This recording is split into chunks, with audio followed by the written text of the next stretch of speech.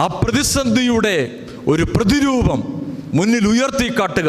അതിൽ നോക്കുന്നവർ വിഷമേൽക്കാതെ രക്ഷപ്പെടും. ഇതാണ് ദേവാലയ മധ്യത്തിൽ കുരിശ്. നിന്റെ വലിയ പ്രതിസന്ധിയും കൊണ്ട് നീ കടന്നു വന്നിട്ടുണ്ട്.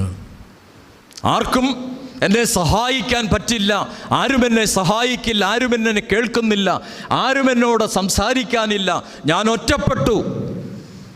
വല്ലാത്തവസ്ഥയിലായിരിക്കുന്ന എല്ലാവരോടും ദൈവത്തിൻ്റെ വാഗ്ദത്ത വചനമുണ്ട്, ഞാൻ നിന്നോടുകൂടെ. അതാണ് കുരിശിലേക്ക് നോക്കി രക്ഷ പ്രാപിക്കാൻ പഠിക്കണമെന്ന് പറയുന്നത്.